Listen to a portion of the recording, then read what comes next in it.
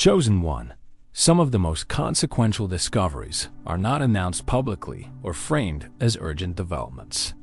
They are recorded quietly, documented in internal assessments, and discussed in restrained language meant for limited circulation. This situation followed that familiar pattern. There was no immediate controversy, no public signal that anything unusual was unfolding. At the outset, it appeared to be a routine decision to observe an individual whose behavior did not align neatly with standard expectations. When institutions or systems encounter someone they do not fully understand, the default response is rarely curiosity. More often, it is monitoring. The assumption is straightforward. Collect enough data, observe long enough, and patterns will emerge. Those patterns can then be interpreted, categorized, and managed. In most cases, this process is efficient and predictable. Observers gather information, connect behavioral signals, and close the file once conclusions feel sufficient. In this instance, however, the process did not resolve as expected. Each report returned with a similar tone, not because the observers used identical language, but because they conveyed the same underlying uncertainty. Explanations hesitated. Descriptions grew longer while conclusions remained thin. Professional phrasing attempted to maintain confidence, yet subtle discomfort surfaced repeatedly. Analysts documented behavior carefully, but the clarity they anticipated never arrived. One fundamental principle of behavioral observation is that it functions best when individuals unconsciously perform. Decades of psychological research indicate that people who seek feedback, validation, or emotional response tend to reveal predictable patterns. Once those incentives disappear, the accuracy of prediction declines sharply.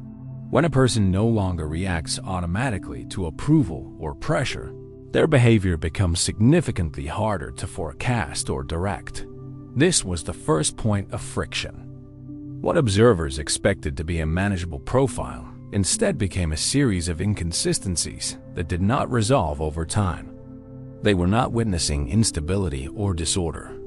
They were watching someone who responded differently depending on context, without visible emotional escalation or collapse.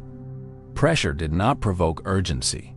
Silence did not trigger compensation. External stimuli failed to produce reliable reactions. From an analytical standpoint, this posed a problem. Systems of observation rely on alignment between stimulus and response. When that alignment breaks down, the system itself begins to lose coherence. The individual was not unpredictable in a chaotic sense. Rather, responses appeared selective, measured, and internally governed. That distinction mattered. Random behavior can be managed statistically. Deliberate selectivity cannot dawn as the observation continued. Reports began to note an unusual composure that resisted categorization. Analysts struggled to define it using standard terminology. Phrases such as inconsistent predictability or non-standard response timing appeared with increasing frequency. These expressions reflected a deeper issue. Conventional tools were failing to produce insight. There is a moment in prolonged observation when authority quietly shifts. It occurs when monitoring requires more effort than the behavior being monitored. In this case, notes expanded while understanding narrowed. Analysts revisited earlier conclusions, added qualifiers, and adjusted interpretations without achieving resolution. The process began to feel circular. What made the situation more notable was the absence of intent. There was no evidence that the individual was attempting to disrupt or resist observation. They were not making a statement or adopting a strategy designed to confuse. They were simply operating without reference to the script observers assumed they would follow. That alone proved sufficient to unsettle the process. The first consistent finding across reports was the inability to construct a stable psychological map. Behavioral profiling typically relies on emotional habits, repeated reactions, and identifiable vulnerabilities. Over time, Most individuals outline themselves through their responses. In this case, that outline never fully formed. Calm appeared where stress was expected. Detachment surfaced where attachment usually followed. Pressure did not escalate behavior, and withdrawal did not produce collapse. From the outside, these deviations might appear minor. From within an analytical framework, they represented a systemic disruption. Behavior that fails to align with stimulus undermines predictive modeling entirely. The concern was not unpredictability alone, but the absence of emotional disarray beneath it. Responses were not erratic. They were chosen. Observers attempted to apply different evaluative angles. They introduced delays, reduced engagement, applied subtle social pressure, and adjusted environmental variables. Each adjustment produced temporary observations, but no durable insight. Any perceived opening closed quickly. The language in the reports shifted again, becoming more cautious and conditional. At the core of the issue was emotional inaccessibility. Systems of influence depend on emotional entry points, whether through offense, fear, validation, or guilt. When those entry points are absent or unstable, influence loses traction. In this case, there was no consistent emotional address. Without it, attempts to map internal processes became speculative. Over time, frustration replaced curiosity. Analysts noted that there was no hidden persona waiting to be revealed. The individual did not appear guarded or deceptive. They were internally referenced, operating without constant feedback from their environment. That completeness, rather than mystery, became the source of concern. A person who does not require external understanding to function cannot be reduced to a conventional profile. Without a profile, management strategies fail. This realization marked a turning point in the observation. The second major finding related to response timing.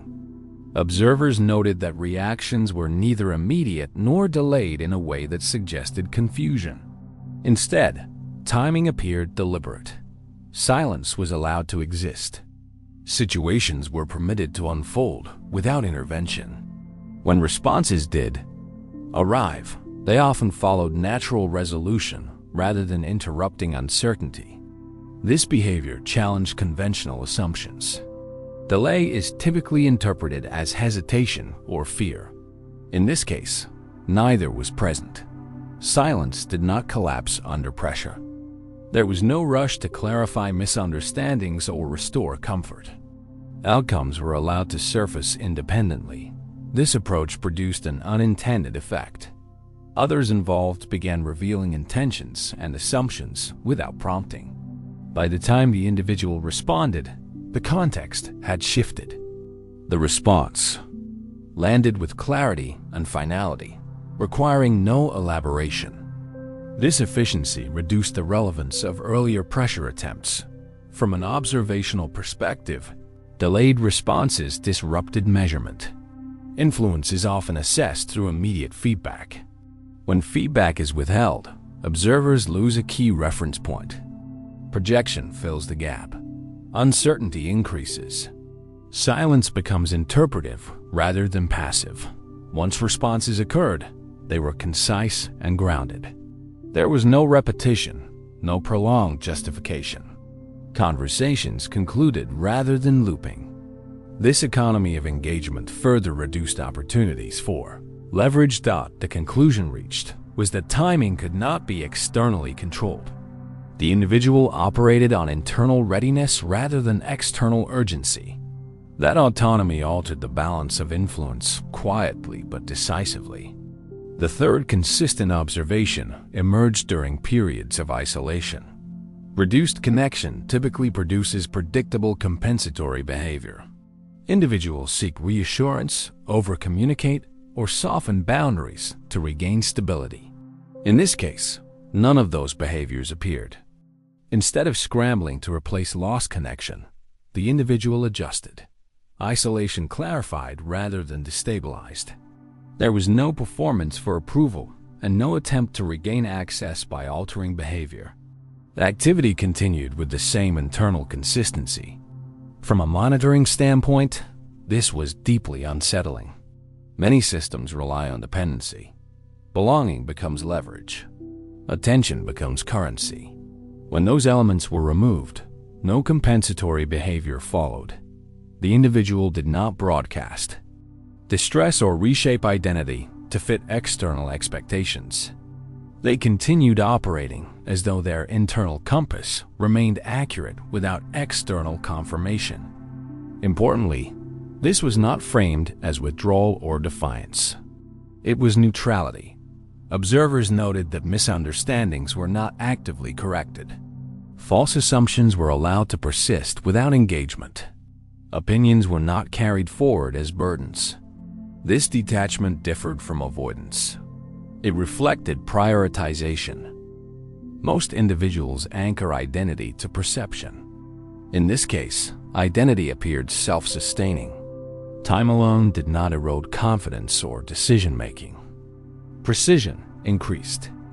Engagement became more selective. This behavior removed another traditional mechanism of influence. Someone who does not rely on attention cannot be starved into compliance or rewarded into alignment. Silence did not provoke reaction.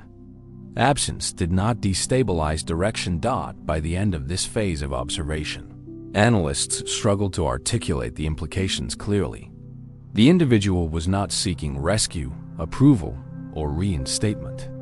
They were already operating from stability. At this point, the reports acknowledged a broader pattern. Fear of consequence, a primary driver of compliance, appeared absent. Most behavior models assume avoidance of loss or punishment as a baseline motivator. That assumption did not apply here. Pressure, scrutiny, and implied threat produced no visible change in conduct. The individual did not adjust behavior to appease authority or mitigate judgment. Actions were guided by personal assessment rather than imposed consequence. This absence of fear was not reckless. It was deliberate detachment from threat-based motivation. Analysts described it as anomalous because it defied established behavioral expectations. Subtle indicators reinforced the conclusion. Decisions involving risk were approached without hesitation. Situations that typically generate stress responses were navigated smoothly. The expected chain of panic or defensiveness never emerged. Without fear as a lever, traditional tactics lost effectiveness. Intimidation, coercion, and manipulation require emotional vulnerability. None was accessible. The individual operated from principle rather than survival instinct. The continuation of observation did not bring resolution in the way analysts had anticipated. Instead, it deepened the underlying concern that had begun to surface quietly in earlier reports. Once it became clear that standard influence mechanisms were ineffective, the focus shifted from behavioral prediction to risk assessment. This transition alone signaled a meaningful change. Observation had moved beyond curiosity and entered a space where uncertainty itself was being evaluated as a potential variable. At this stage, the individual was no longer viewed as someone who might eventually conform under sustained pressure. That assumption had been exhausted. What remained was the recognition that prolonged exposure to monitoring had produced no adaptive compliance. Behavior had not softened. Boundaries had not eroded.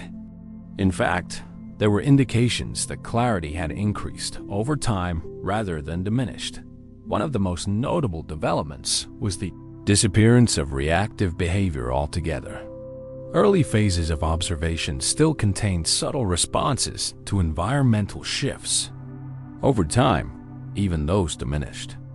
The individual no longer adjusted posture, language, or engagement level in response to expectation. Decisions appeared insulated from surrounding narratives. This independence from context disrupted the very foundation of comparative analysis. Attempts to contextualize behavior using past experiences also failed. Analysts typically rely on personal history to explain present choices, assuming unresolved patterns will resurface under stress. In this case, References to earlier events provided no predictive value. There was no evidence of lingering attachment to past outcomes, whether positive or negative. Experiences appeared processed, integrated, and released. This was not avoidance. There was no sign of suppression or denial. Instead, the absence of emotional residue suggested completion. Situations that would normally leave psychological traces appeared to have reached internal resolution. The lack of reactivity was not numbness. It was finality. As time progressed, another pattern emerged. The individual did not seek replacement structures when existing ones dissolved. When relationships, roles, or routines ended, there was no urgency to rebuild equivalence. Most individuals instinctively recreate familiar frameworks to maintain stability. Here, stability seemed internal rather than structural. This had measurable effects. External disruptions failed to create internal disorder. Transitions occurred without visible loss of direction. Observers noted that decision-making remained consistent even as circumstances shifted. The individual did not rush to re-establish identity through external affiliation. This autonomy raised a significant analytical problem.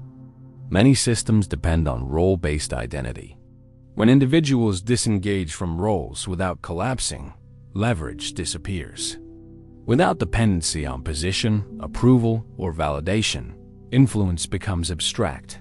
The absence of urgency also drew attention. Deadlines, expectations, and implied consequences did not accelerate behavior. Responses arrived when the individual deemed them complete, not when pressure was applied. This resistance to artificial urgency altered power dynamics subtly but definitively. Observers noted that the individual did not contest narratives or attempt to correct misinterpretations. Silence was allowed to exist, even when misunderstanding might have been disadvantageous. This choice contradicted the assumption that people instinctively protect their image. Here, image management appeared irrelevant, what replaced it was selectivity. Engagement occurred only when alignment was present. Conversations were entered deliberately and exited cleanly. There was no effort to persuade, defend, or justify. Statements, when made, were self-contained. This pattern reduced exposure to manipulation. Without prolonged engagement, there were fewer opportunities to introduce doubt or provoke reaction. Interactions ended before escalation could occur. This efficiency appeared intentional. Another observation centered on resilience to contradiction. When challenged or questioned, the individual did not escalate emotionally or withdraw defensively. Responses acknowledged difference without attempting resolution. Disagreement was not perceived as threat. This detachment from consensus marked another departure from normative behavior. Most individuals seek agreement as a form of validation or safety. Here, alignment was preferred but not required. Decisions did not hinge on external affirmation. As the assessment continued, analysts began to recognize that the individual was not adapting to observation. Instead, observation was adapting to the individual. Reports became increasingly descriptive rather than interpretive. Conclusions were framed cautiously. Language softened around certainty. This shift reflected an implicit acknowledgement. The subject could not be easily categorized. Without categorization, policy application became speculative. Risk models rely on precedent. In this case, precedent offered little guidance. What further complicated matters was the absence of visible ambition. There was no pursuit of dominance, recognition, or authority. Power was not sought, yet influence emerged naturally. Others adjusted behavior around the individual without instruction. This passive influence was difficult to quantify. Observers noted that presence alone altered group dynamics. Conversations slowed. Reactions became measured. Emotional volatility decreased. This stabilizing effect occurred without deliberate intervention. The individual did not attempt to lead or direct. Influence appeared incidental, emerging from consistency rather than assertion. This challenged assumptions about authority formation. Control was not exercised, yet outcomes shifted. At the same time, there was no effort to maintain access. Withdrawal occurred without announcement. Engagement resumed without explanation. This fluidity prevented dependency from forming in either direction. Analysts also documented an unusual tolerance for uncertainty. Most individuals seek closure, even prematurely, to reduce discomfort. In this case, ambiguity was allowed to persist. Questions were left unanswered when resolution was unnecessary. This tolerance reduced vulnerability to manipulation. Uncertainty could not be exploited because it did not produce anxiety. Delayed outcomes were not feared. Waiting did not weaken resolve. As pressure mechanisms failed repeatedly, observers tested alternative approaches rooted in reward rather than threat. Incentives were introduced subtly. Opportunities were implied. Advantages were made visible. These efforts also produced minimal effect.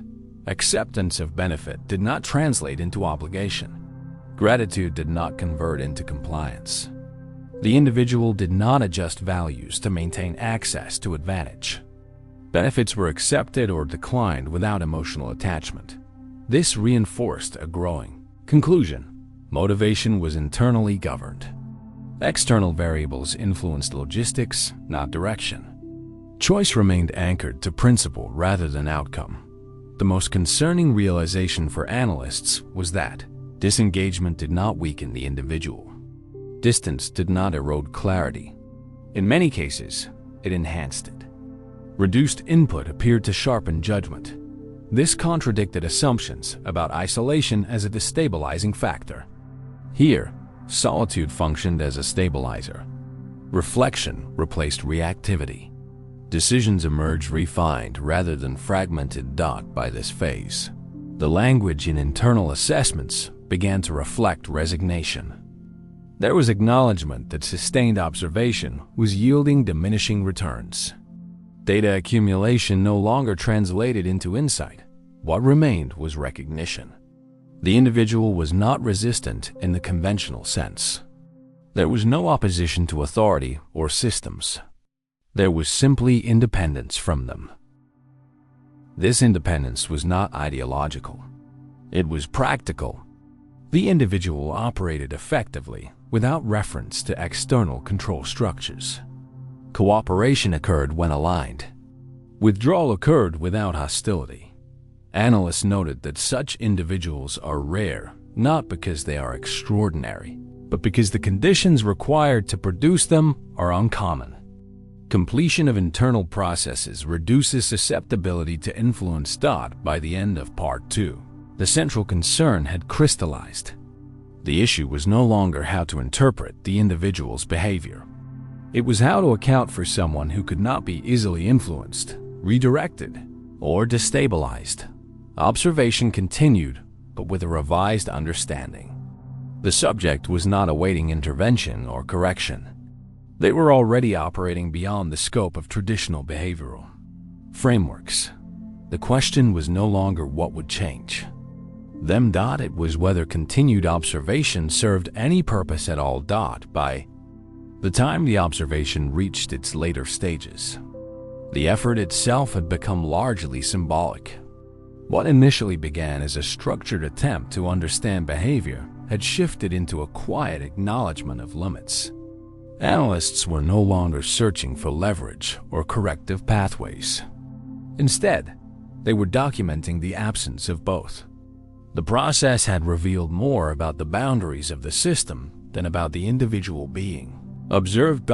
There was a growing recognition that influence requires participation. Without emotional entry points, behavioral dependence, or fear-based motivation, the mechanisms designed to guide outcomes lose relevance. In this case, participation was optional and often declined without confrontation. Engagement occurred on equal terms or not at all. This neutrality dismantled the asymmetry that most systems depend upon to function effectively. one of the final observations centered on consistency under change. Even as external conditions fluctuated, the individual's internal orientation remained stable. This was not rigidity. Adjustments occurred when practical, but values did not shift to accommodate pressure. This distinction mattered. Flexibility existed without compromise, a combination that is difficult to account for within traditional behavioral models. As institutional attention waned, the individual did not respond with increased visibility or withdrawal. There was no attempt to reclaim relevance or disappear entirely. Life continued with the same measured pace. Decisions unfolded without urgency or resistance. This continuity reinforced earlier conclusions that external validation was not required for direction. The absence of performance was notable. Many individuals adapt behavior when they sense they are being evaluated. Here, awareness of observation did not alter conduct. There was no effort to appear compliant, defiant, or misunderstood. The lack of signaling suggested that outcomes mattered more than perception. This approach had cumulative effects. Over time, the narratives surrounding the individual lost momentum. Speculation faded without fuel. Assumptions dissolved when they failed to provoke response. Without reinforcement, interpretations collapsed under their own weight. Observers noted that the individual did not seek to control narrative flow. Misinterpretations were neither corrected nor exploited. Silence allowed stories to exhaust themselves. This restraint removed the feedback loop that sustains scrutiny. Another element that emerged late in the process was the individual's relationship with consequence. While fully aware of potential outcomes, choices were not dictated by fear of loss or pursuit of gain. Consequences were acknowledged but not dramatized. This pragmatic acceptance reduced emotional volatility around decision-making. The capacity to hold responsibility without anxiety further distinguished behavior. Accountability was not avoided, but it was also not used as a tool for self-punishment or validation. Actions were owned cleanly. Mistakes, when they occurred, were addressed without narrative embellishment.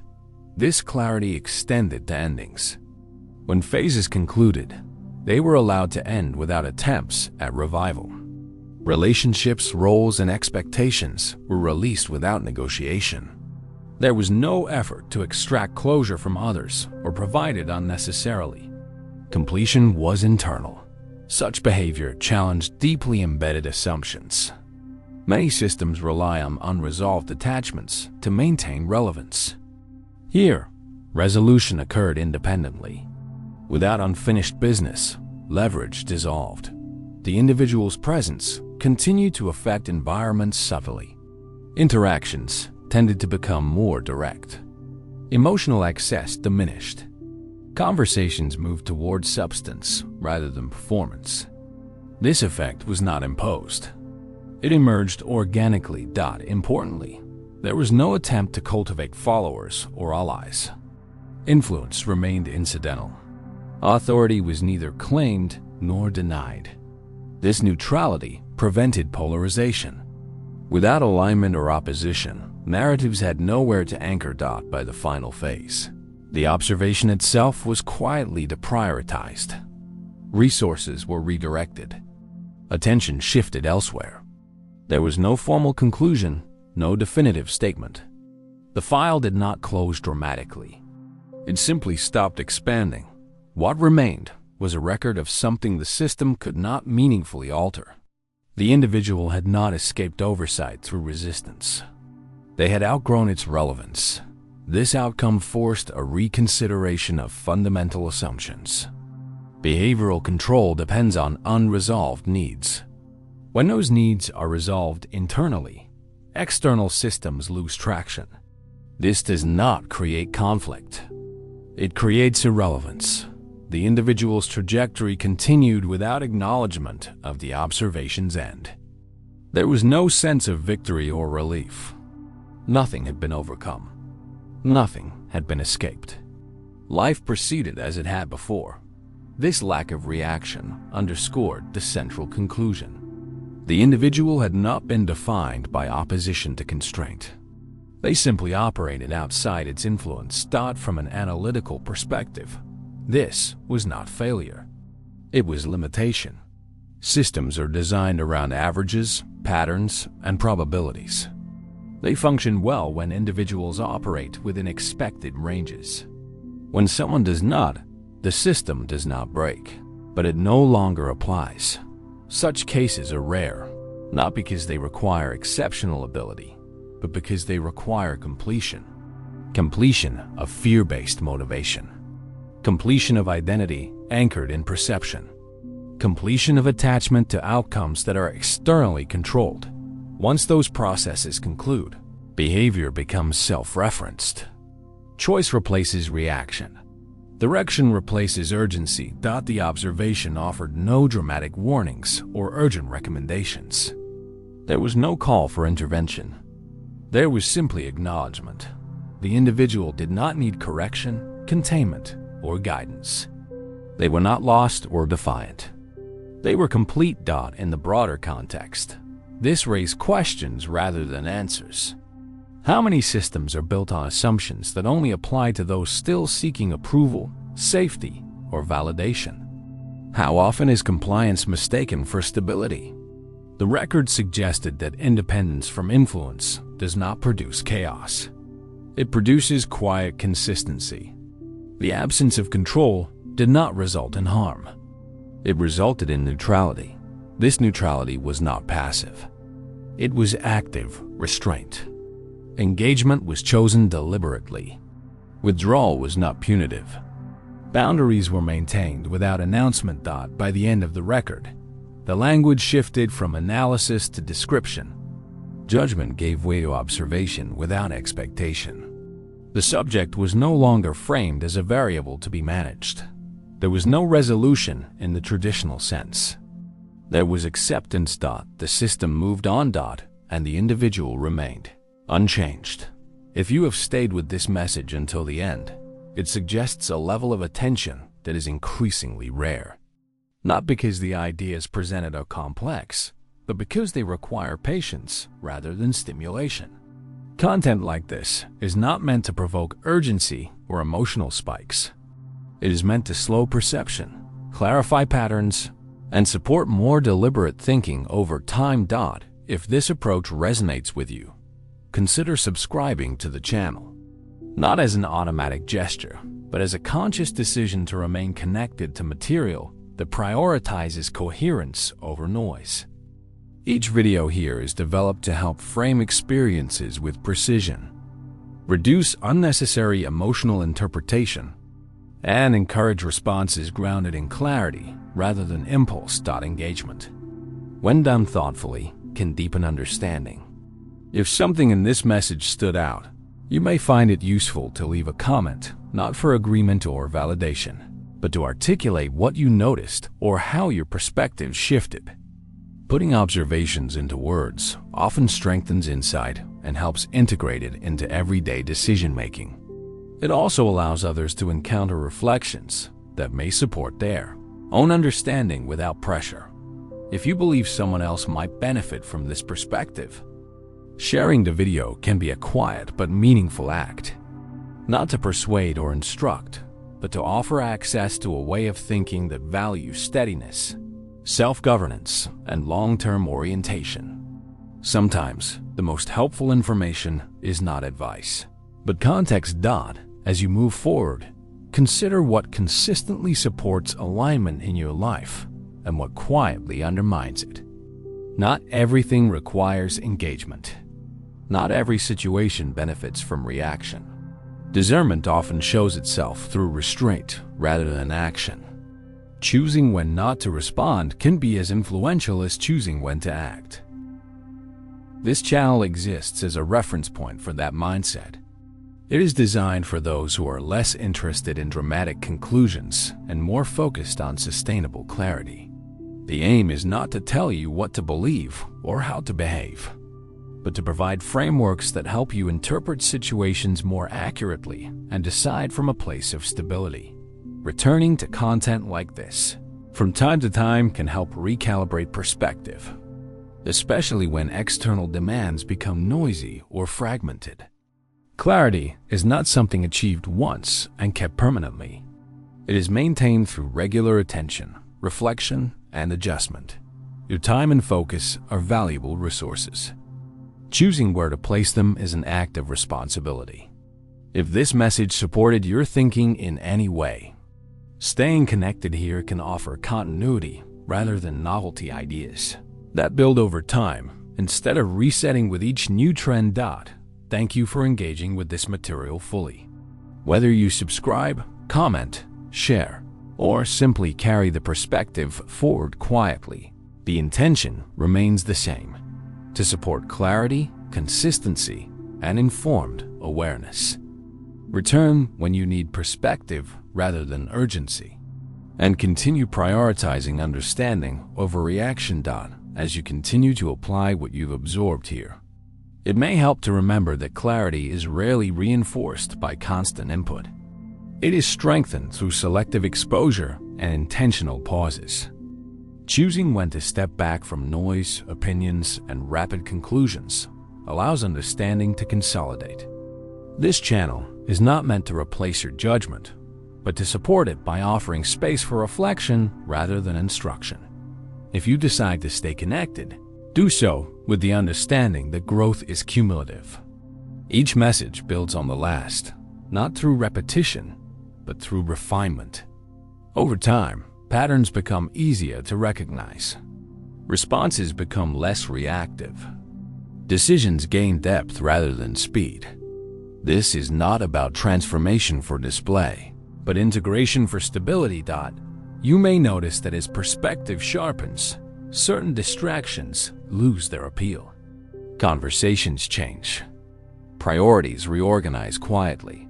This is not isolation. It is alignment. Staying engaged with material that respects this process can help reinforce it without forcing direction. Interaction within this space is optional and unpressured. Some people benefit from discussion. Others benefit from silent observation. Both are valid. The goal is not participation for its own sake, but engagement that supports clarity. Take what is useful. Leave what is not. There is no obligation to agree or identify with every idea presented. If at any point you feel the need to revisit a message, do so without urgency. Repetition often reveals details that were missed the first time. Understanding deepens when attention is unhurried. Insight matures when it is revisited from a different internal position. This channel remains available as a resource, not a directive.